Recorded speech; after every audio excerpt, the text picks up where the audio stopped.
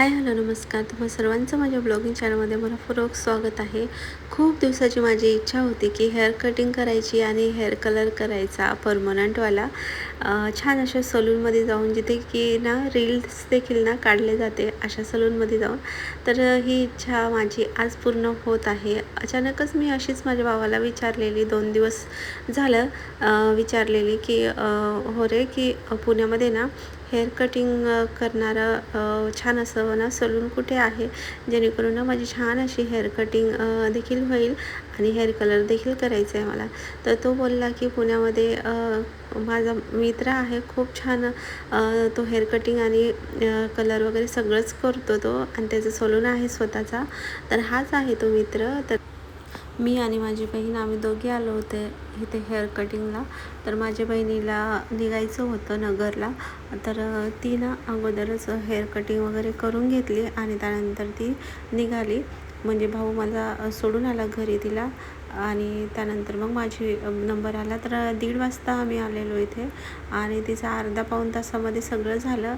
आणि त्यानंतर मी बसलेली. मग टोटल मला आम्ही 1:30 वाजता इथे पोहोचलो. तर मला 8 ते 8:15 वाजता आम्ही ह्या सलूनमधून बाहेर निघालो.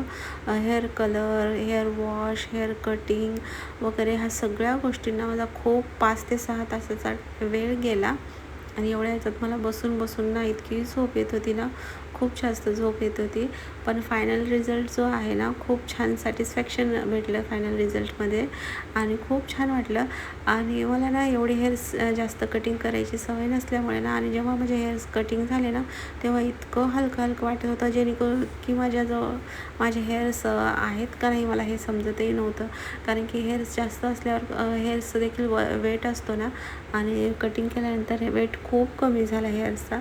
आणि त्यामुळे मला असं वाटतच नव्हतं की माझे हेअर्स आहेत पण म्हणून एवढे कमी, आणि खूप भीती पण वाटत होती एवढे कसे कमी झाले. पण जेव्हा मी फायनल लुक पाहिला आणि मिररमध्ये पाहिली ना, तर सॅटिस्फॅक्शन भेटलं मला. चला असू दे, कारण की ना माझे हेअर्स पण खूप लवकर वाढतात.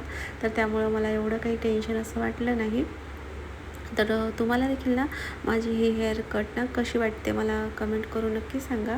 आवडते का? आणि मी ना इथे फर्स्ट टाईम ना फ्लिक्स काढायला सांगितलेली त्या भैयाला. असे फ्लिक्स काढायला सांगितले, जेणेकरून ना मी कानामागे देखील घेऊ शकते. तर अशा पद्धतीने त्यांना माझे फ्लिक्स ना केलेले आहेत.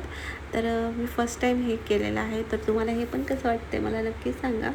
आणि कलर देखील परमनंटवाला केलेला आहे. 6 मंथ हा कलर ना तो बोलला की जात नाही, फक्त रूट टचअप जो असतो ना तोच करायचा. आणि त्याचे देखील क्रीम वगैरे तो मला लिहून दिला होता. म्हणजे मी ना तिथूनच विकत देखील घेऊन घेतलेलं. आणि फायनल लुक तुम्ही पाहू शकताय माझ्या हेअर कटिंगचा.